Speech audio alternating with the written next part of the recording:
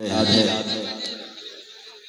कि वो अगर हमें बिठाएं तो बैठ जाना चाहिए, वो अगर हमें खड़ा करें तो खड़े हो जाना चाहिए। हजारों कोशिशें कर ली मुझे दुनिया गिराने की,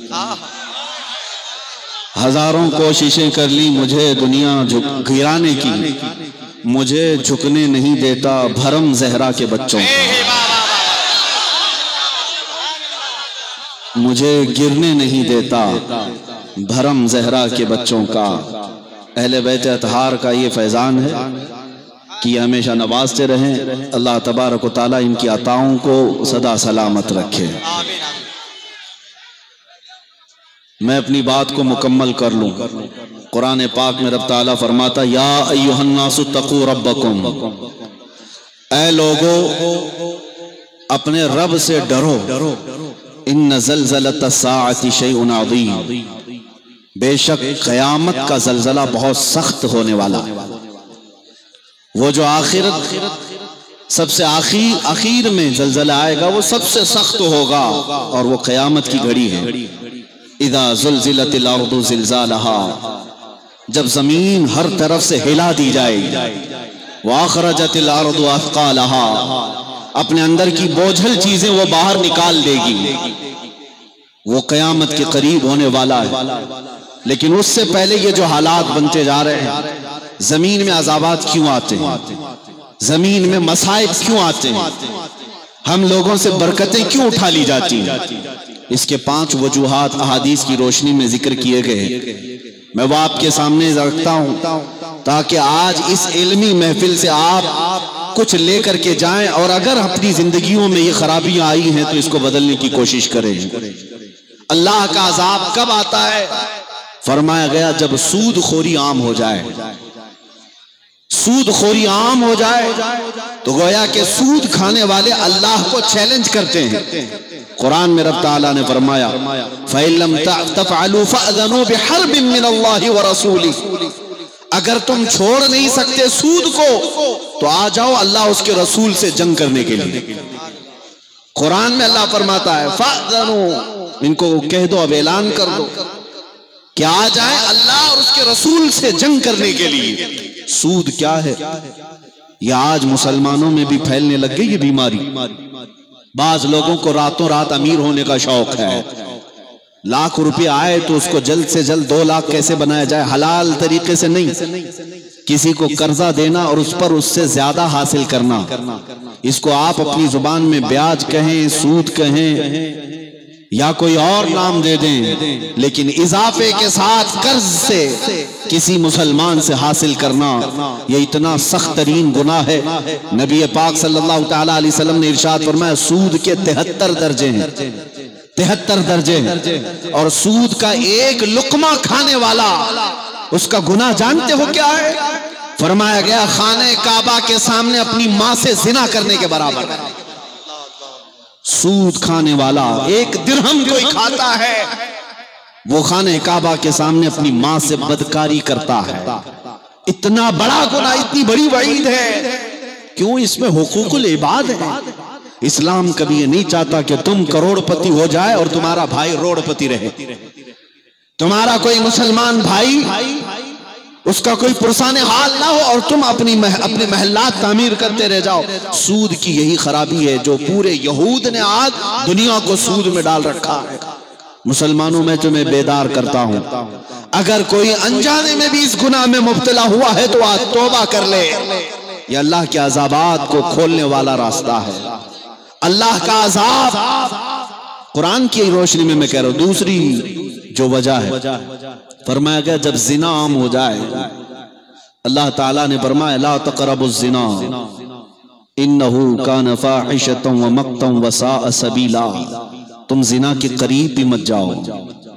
आज दुनिया ने उसको अलग अलग नाम दे दिए होंगे। तिरमिज़ी शरीफ की एक हदीस है, लोग क़यामत के करीब गुनाह करेंगे लेकिन नाम कुछ और दे देंगे। आज जैसे इसको एक फैशन के तौर पर दे दिया गया नौजवान लड़कों का। अभी तो हमारी रिवायात कुछ तो बाकी हैं यहाँ पर, यूरोप में, इंग्लैंड में, वहां जाकर के देखें किसी मर्द के, किसी जवान लड़के के साथ अगर कोई लड़की ना हो तो उसे मायूब समझते हैं लोग। और किसी लड़की का किसी के साथ चक्कर ना हो तो उसे डॉक्टर को दिखाने ले जाते हैं लोग कि क्या मामला है इसका। यानी गुनाह को गुनाह नहीं बल्कि अच्छा फैशन समझा जाने लग गया। ये अल्लाह के अजाब के लिए दरवाजे खोलने वाला गुनाह है। इसीलिए मेरे आका सल्लल्लाहु तआला अलैहि वसल्लम ने इरशाद फरमाया कि जिना को इतना मुश्किल, निकाह को इतना आसान बना दो कि जिना करना मुश्किल हो जाए। अभी अभी कल का जो दिन गुजरा, पूरी दुनिया वैलेंटाइन डे नाम से एक फहश दिन मनाती है। क्या है ये दिन? हमारे नौजवानों को संभल जाना चाहिए। दुनिया जिस गड्ढे में तुम्हें डालने की कोशिश कर रही है, ए नौजवानों, तुम ये फैशन परस्ती या इनकी तरफ हरगिज मत देखना। अल्लाह ने तुम्हें सबसे बेहतरीन उम्मत बनाकर भेजा है। कुंतुम खैरा उम्मतिन उखरिजत लिन्नास। तुम्हें अल्लाह ताला ने ऐरे गैरे नत्थु खेरे को देखने के लिए नहीं भेजा। तुम्हारे लिए गुंबद खजरा का मकी काफी है, तुम्हारे लिए ताजदार मदीना की जिंदगी काफी है, तुम्हारे लिए सबसे बेहतरीन नमूना अमल मेरे मुस्तफा की जिंदगी है। अजीजान गिरामी, हमने देखा है दुनिया ने अगर इज्जत पाई है तो गुंबद खजरा की छांव से पाई है, मेरे आका के कदमों से पाई है। अली को हैदर कर्रार किसी और ने नहीं, मेरे मुस्तफा की निस्बत ने बनाया है। उस्मान गनी को ज़ुन्नूरैन मेरे मुस्तफा की निस्बत ने बनाया है। उमर को फारूक आजम रसूलुल्लाह की निस्बत ने बनाया है। अबू बकर को सिद्दीक अकबर नबी पाक की गुलामी में बनाया है। इसीलिए उन सहाबा का हाल देखा है हमने। इज्जत अगर पाई है तो मेरे मुस्तफा के कदमों से पाई है।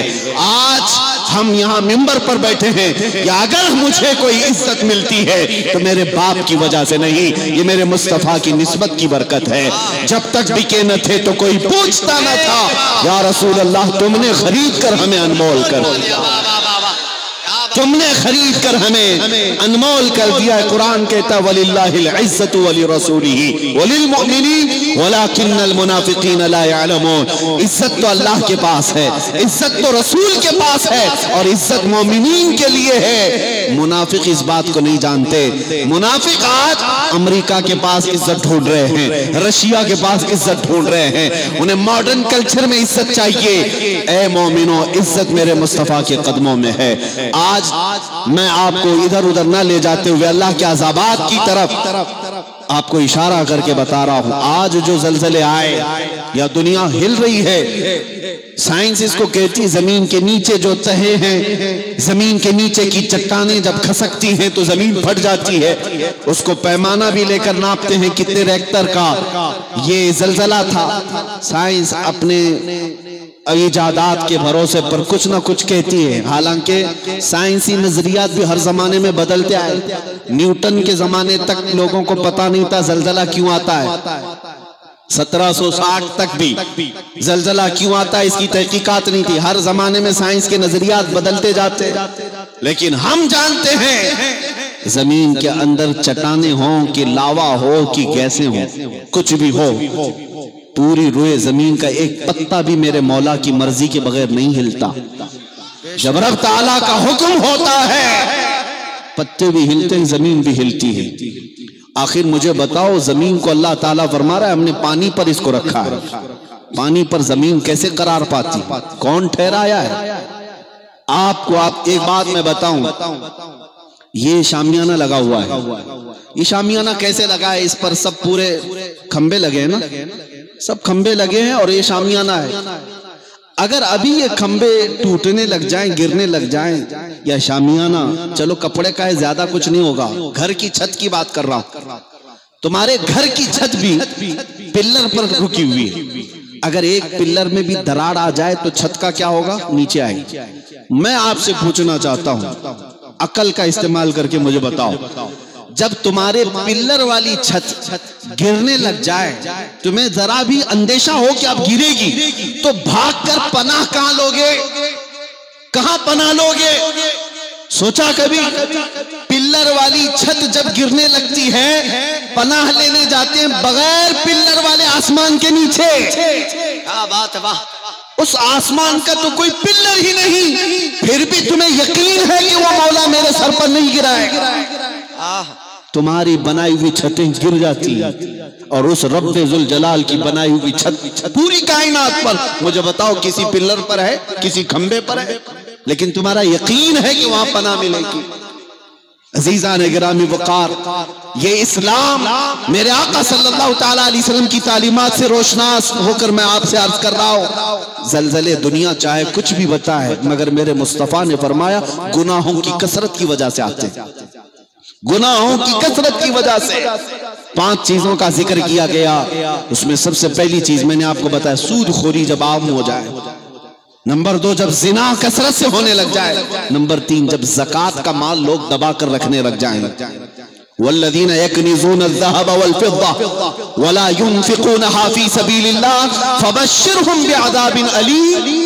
रब ताला फरमाता है जो लोग सोने और चांदी को खजाना बनाकर रखते हैं और अल्लाह की राह में नहीं निकालना चाहते, ऐ महबूब उन्हें दर्दनाक अज़ाब की बशारत दे दे। जब लोग ज़कात के माल को दबा कर रखें, हीले बहाने करने लग जाएं, अल्लाह के अजाब का इंतजार करो, अल्लाह के अजाब का इंतजार करो। मेरे अजीजों, ज़कात का एक पाई भी तुम्हारे घर में नहीं रहना चाहिए। कैलकुलेट करो, हिसाब करो। तुम इनकम टैक्स से तो डर जाते हो, हाँ, सेल टैक्स से डर जाते हो, जीएसटी वैट वालों से तो डर जाते हो कि रेड पड़ जाएगी, क्या होगा। यहाँ तो सिर्फ रेड पड़ जाएगी और हो सकता है कुछ इधर उधर पैसे दे करके तुम निकल भी जाओगे, लेकिन अल्लाह के हिसाब में कहां से निकलोगे? अल्लाह ताला की बारगाह में जब हिसाब होगा कैसे निकल पाओगे?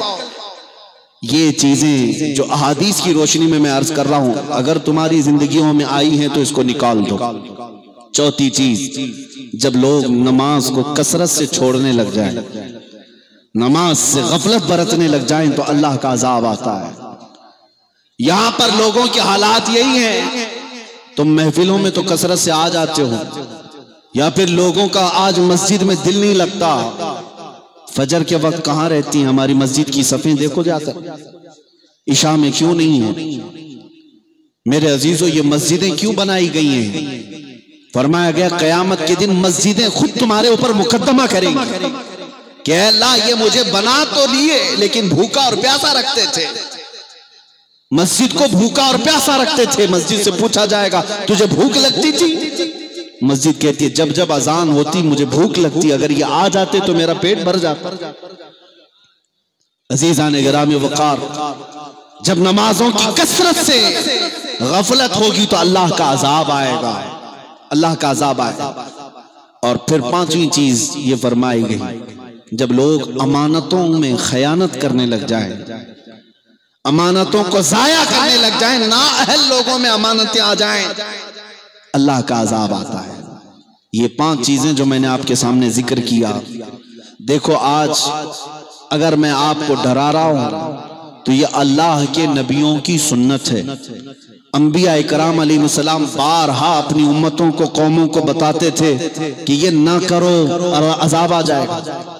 नाप तोल में कमी करती थी शुएब अलैहिस्सलाम की कौम, इसको तो आज हल्का समझते हैं। नाप तोल में कमी, 1 किलो का सामान उसमें 50 ग्राम किसी तरह से कम करके बेच देना या कांटे में कुछ सेटिंग कर देना, ये इतना सख्त तरीन गुनाह है। कुरान ने उसके मुतालिक फरमाया। हजरत शुएब अलैहिस्सलाम कौम से कहते या कौम याउफुल मिकियाल वल मीज़ान बिल क़िस्त वला तबखसुन नास अशियाअहुम, ऐ मेरी कौम के लोगों, आदल और इंसाफ के साथ तराजू को तोल करके दिया करो, लोगों को माल घटा करके न दो। ये नाप तोल में कमी सिर्फ बनिया लोगों की जिम्मेदारी नहीं, राशन वालों की नहीं। अगर कोई फैक्ट्री चलाता है वो मजदूरों की तनख्वाह में भी नाप तोल में कमी में शिकार ना हो जाए।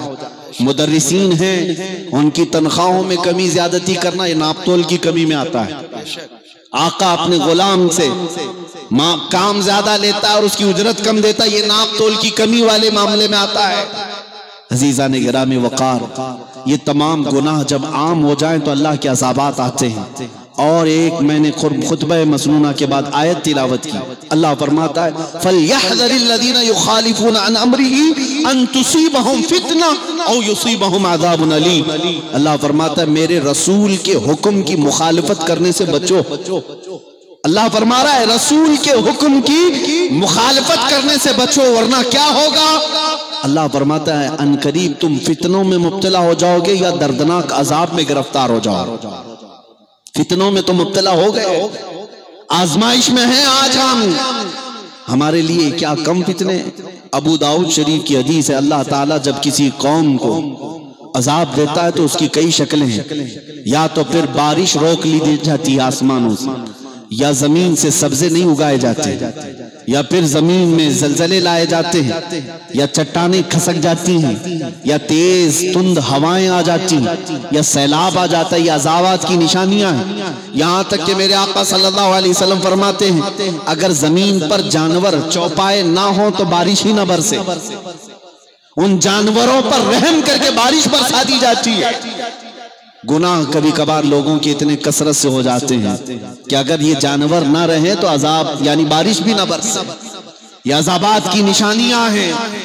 और नबी पाक सल्लल्लाहु ताला अलैहि वसल्लम की हदीस में ये भी है कि जब मस्जिदों में शोर और गुल ज्यादा होने लग जाए, ना अहलों को बड़ी जिम्मेदारियां दी जाने लगी, और किसी की इज्जत लोग सिर्फ इसलिए करते हो कि उसकी शरारत से बचना हो, इसलिए इज्जत करते हो। हुजूर ने फरमाया ये सब उन अजाबात के जमाने की निशानियां हैं जब अल्लाह का अजाब कसरत से हो। यहां तक कि तुम पर माल फैला दिया जाएगा। हुजूर फरमाते हैं, मेरे आका सल्लल्लाहु अलैहि वसल्लम, ऐसा लगता होगा कि माल उबल रहा है, हर एक के घर में माल होगा और दीन और दयानत खत्म होने लग जाएगी। आज मुझे इस बात पर फख्र है, हजारों में जब मैं देखता हूं, खास तौर पर बिहार की सरजमीन पर पीरे तरीकत जो रोशन जमीर पीर है, मैं किसी मुबालगा आराई का कायल भी नहीं। हुजूर शमसुल्लाह जान अदाम अल्लाह इकबाल जिस तरह से ये अपने आमाल से लोगों की नमाज की पाबंदी का और उनके आमाल की फिक्र करते हैं, अल्लाह करीम इनका साया दराज फरमाए। आमीन आमीन आमीन। मैं इनके वसीले से तुम्हें दावत देता हूँ, जो बातें मैं कह रहा हूँ मेरे अजीजों में कोई पेशावर खतीब नहीं है कि आपके पास कुछ कमाने के लिए आया हूँ। बस तुम्हारी जिंदगियों में किसी एक के अंदर अमल आ जाए, मेरी सबसे बड़ी उजरत। आप नौजवानों में से कोई एक खड़ा होकर के तौबा कर ले और ये अहद कर ले, मैं अब जिंदगी गुजारूंगा तो नक्शे मुस्तफा पर जिंदगी गुजारूंगा, कदमाने मुस्तफा पर चलूंगा। हमारी यही उजरत काफी है, यही हमारे लिए जरिए आखिरत, जरिए नजात। मैं आपको बताता हूँ, नबी पाक सल्लल्लाहु ताला अलैहि वसल्लम की बारगाह में सवाल भी किया गया कि अल्लाह के नबी सल्लल्लाहु ताला अलैहि वसल्लम, जब अज़ाबात कसरत से आए तो क्या किया जाए, क्या किया जाए जब बरकत खत्म होने लग जाए, लोगों में बेरोजगारी बढ़ने लग जाए। अच्छा, मैं एक बात अर्ज कर रहा था, ये भी अल्लाह के अजाब की एक निशानी ये भी है कि जब अल्लाह किसी कौम से नाराज होता है तो जालिम बादशाह और जालिम हुक्मरान को उन पर मुसल्लत करता है, जालिम हुक्मरान को उन पर मुसल्लत करता है। आज जालिमों की हुकूमत जो हम जूझ रहे हैं, ये हमारी शामत अमाल है, ये अजाब ही तो है हमारे लिए। क्यों आए? तुम्हें फिर ये हाँकेंगे, ये तुम्हें अपने कोड़े से मारेंगे और तुम्हें सख्त तरीन अजाबात की तरफ ले जाएंगे। ये भी अल्लाह ताला की नाराजगी की शक्लें हैं। तौबा करो। मेरे आका सल्लल्लाहु अलैहि वसल्लम से सवाल किया गया, जब ऐसे हालात हो तो क्या किया जाए? नबी पाक सल्लल्लाहु अलैहि वसल्लम फरमाते, इस्तगफिरू रब्बकुम, अपने रब से तौबा और बख्शिश तलब करो, इस्तिगफार करो। अस्तगफिरुल्लाह रब्बी मिन कुल्ली ज़ंबिन व अतूबु इलैह, कसरत से तौबा करो। रब ताला फरमाता है, वमा कान अल्लाहु मुअज़्ज़िबहुम व हुम यस्तगफिरून, जब तक तुम इस्तिगफार करते रहोगे अल्लाह अजाब नहीं भेजेगा, अल्लाह अजाब नहीं भेजेगा। गुनाह सब करते हैं, लेकिन अजाब कब आता है पता है? गुनाह करने के बाद एहसास भी खत्म हो जाए तब अजाब आता है। आदमी ये समझने लग जाए कि मैं जो कर रहा हूं वो सब अच्छा ही कर रहा हूं, तब अजाबात के दरवाजे खुलते हैं। गुनाह करने के बाद अगर शर्मिंदगी हो, गुनाह करने के बाद अगर नदामत हो, गुनाह करने के बाद अगर पछतावा हो कि मैंने जो किया गलत किया है, अल्लाह के तौबा तुम्हारे लिए तौबा के दरवाजे भी खुले हैं और अल्लाह की बख्शिश के दरवाजे भी, रहमत के दरवाजे भी खुले हैं। लेकिन जब बंदा गुनाहों पर मुसिर हो जाता है, अटल हो जाता है, निडर हो जाता है, बेबाक हो जाता है, कि मैं जो कर रहा हूँ वो सब अच्छा ही कर रहा हूँ, तब वो अल्लाह के अज़ाबात को चैलेंज कर रहा है, वो अल्लाह के अज़ाबात को ललकार रहा है। अज़ीज़ा ने गिरामी वक़ार, हमने देखा है कुरान पाक की आयतें मैं तुम्हें बताता हूँ, और रब तबारक व तआला क़हार और जब्बार तो है, अज़ाबात भेजता तो है, लेकिन खुद कुरान में फरमाता है वसिअत रहमती कुल्ल शै, मेरी रहमत हर शय को घेरे हुए है। उसकी रहमत ज्यादा है, उसके रहम व करम के नजारे ज्यादा हैं। हमने देखा है बड़े बड़े गुनहगार जब तो ताइब होकर के आते हैं, मौला करीम उन्हें माफ कर देता है। आपको बताऊं, हज़रत अमीरुल मोमिनीन उमर इब्न खत्ताब रज़ियल्लाहु ताला अन्हु का जमाना मदीने तैयबा में जन्नतुल बकी में एक बूढ़ा शख्स 80 साल का बांसुरी बजाता था।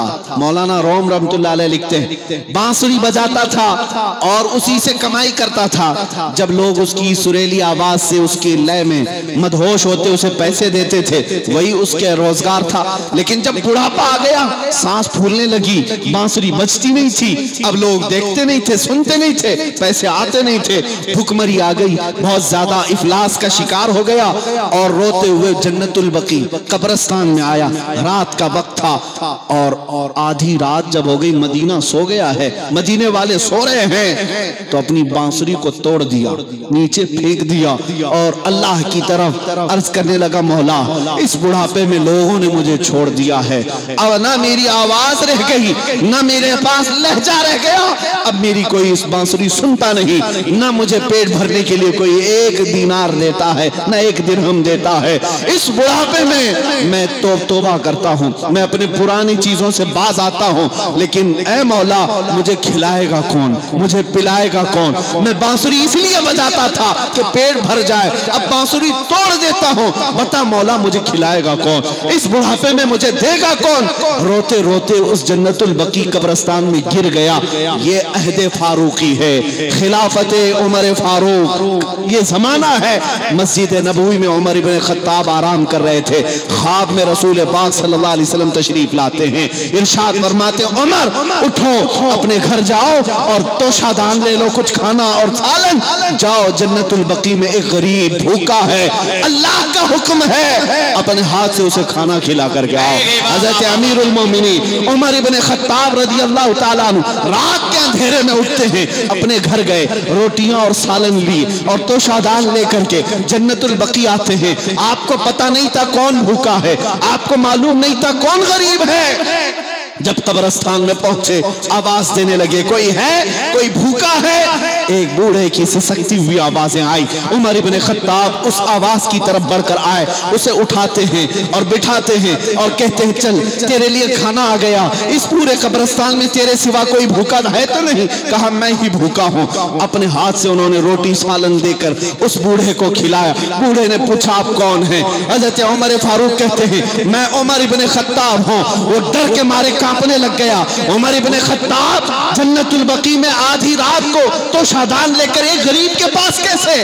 और कपकपाते हुए चीख मारता है और कहता है आप उमर इब्न खत्ताब हैं, आपको कैसे पता कि मैं भूखा हूँ? मुझे खाना क्यों लेकर आके देते हो? उमर इब्न खत्ताब कहते हैं मुझे नहीं मालूम कि तू जन्नतुल बकी में है, मुझे ये पता नहीं कि तू भूखा है।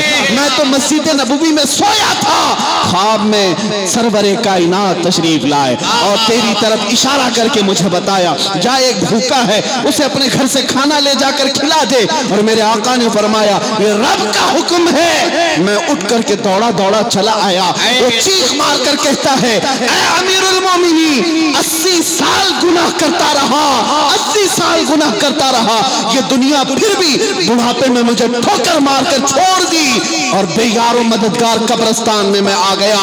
80 साल के बाद उस रहमान को मैंने आज सिर्फ एक बार पुकारा था, उसने खाना वक्त के अमीरुल मोमिनीन के हाथ।